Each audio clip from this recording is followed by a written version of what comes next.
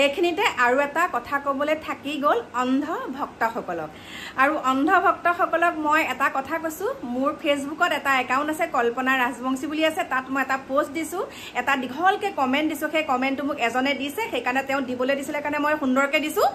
আৰু এটা কথা স্পষ্টকৈ কৈছোঁ, মোৰ অন্ধ ভক্তসকলক কৈছোঁ, যিসকলে মোৰ মানে ভিডিঅ' চাই পেলাই হুৱা দি থাকে, সেইসকলক কৈছোঁ কাণখন খুলি শুনি লওক।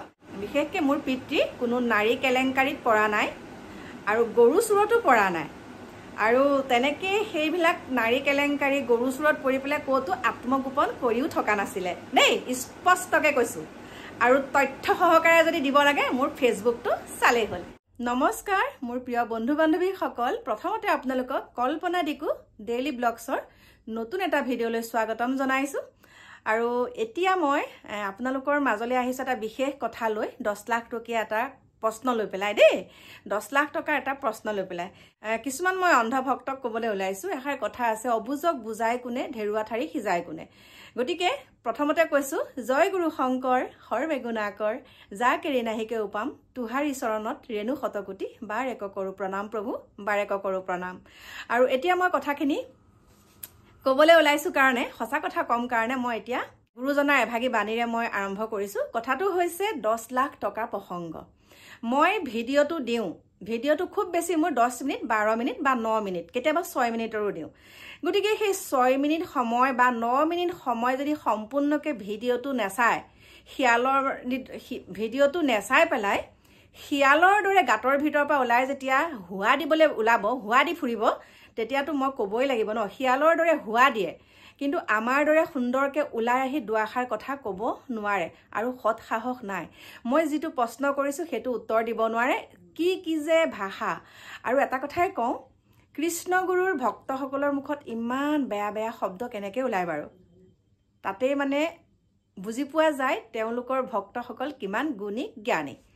এতিয়া প্ৰথমতে আপোনালোকক কওঁ, 10 লাখ টকা যিহেতুকে মই কৈছিলোঁ যে তেওঁৰ পৰা 7 মাহৰ আগত 10 লাখ টকা আনিছিলোঁ বুলি কিয় কৈছিলোঁ, আৰু সেই 10 লাখ টকাটোৱে মই কি কৰিলোঁ। হেৰৌ শিয়ালসকল, অন্ধ শিয়ালসকলক কৈছোঁ, আৰু যিসকল গুণী জ্ঞানী লোকে ইমান সুন্দৰ সুন্দৰ গঠনমূলক তেওঁলোকে কমেণ্ট কৰিছে, তেওঁলোকক অন্তৰৰ পৰা বহুত বহুত শ্ৰদ্ধা জনাইছোঁ, আৰু মানে বহুত শ্ৰদ্ধা নিবেদিছোঁ তেওঁলোকক।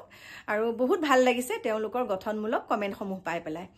আৰু এটা কথা কি জানে, আমি গুৰু বুলি ক'লে কাক কওঁ? গুৰু আচলতে কোন? মানুহৰ দেহত মানুহ জানো কেতিয়াবা ভগৱান হ'ব পাৰে? মানুহৰ দেহত কেতিয়াও ভগৱান এই কলিযুগত নামেই সাৰ। গতিকে মানুহৰ দেহত কেতিয়াও ভগৱান লম্ভিব নোৱাৰে।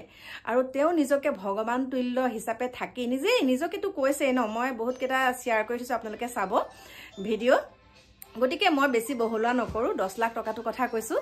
মই ভিডিঅ'টোত এটা কথাৰ কাৰণে 10 লাখ লৈছিলোঁ বুলি লিখিছিলোঁ যে তেতিয়া মানুহে অন্ততঃ ভিডিঅ'টো 10 লাখ টকানো কিয় লৈছিলে, ভিডিঅ'টো অন্ততঃ ভিতৰলৈ গৈ তেওঁ কথাখিনি তেওঁলোকে গম পালেহেঁতেন।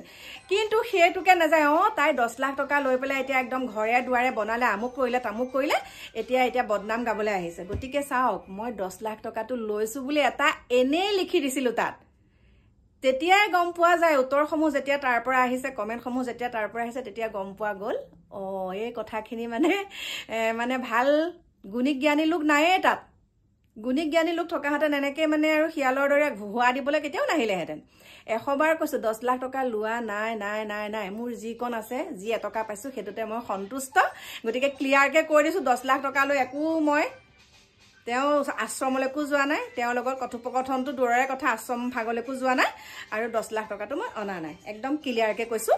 গতিকে এইটোক লৈ পেলাই আৰু হুৱা কৈ থাকিব নালাগে দেই, সেইটোকে ক'লোঁ। বাকী নিউজবিলাকত পাই আছোঁ, লাজ লাগিছে। নিউজবিলাকত যে পাইছোঁ ইমান লাজ লাগিছে, হে ভগৱান, বৰ লাজ লাগিছে। গতিকে নিউজবিলাকৰ চাই পেলাই, নিউজত যিবিলাক দিছে সেইবিলাক চাই পেলাইহে আমি কিছু কথা কৈছোঁ। গতিকে পিছত লাগি থকাতকৈ নিউজ চেনেলবিলাকৰ পিছত লাগকচোন দেই, নিউজৰ পিছত লাগক। বহুতে বহুত ভিডিঅ' দি আছে, বহুত দি আছে, তেওঁলোকক একো নকয়, কিন্তু মোক আহি গ'ল হুৱা। গতিকে কৈ দিছোঁ। আৰু যদি সৎ সাহস আছে, যিকেইটা প্ৰশ্ন কৰিছিলোঁ সেইকেইটা প্ৰশ্নৰ উত্তৰ দিয়ক। এনেকৈ শিয়ালৰ দৰে হুৱা দি পেলাই লাভ নাই। আৰু বহুতে কৈ আছে মানে মোৰ অৱস্থা নাইকিয়া হ'ব। কপালখনত ভগৱানে পৃথিৱীলৈ যেতিয়া মই আহিছোঁ তেতিয়া যি কলম লিখি দিলে সেই কলম কেতিয়াও খণ্ডন নহয় গতিকে মই যদি বেয়া কৰ্ম কৰিছোঁ বেয়া ফল পাম ভাল কৰ্ম কৰিছোঁ যদি ভাল ফল পাম হয়নে নহয় ইমান চিন্তা কৰি থাকিব নালাগে নহয় চিন্তা কৰিবলৈ মোৰ ঘৰৰ মানুহ আছে নহয় গতিকে বাই বাই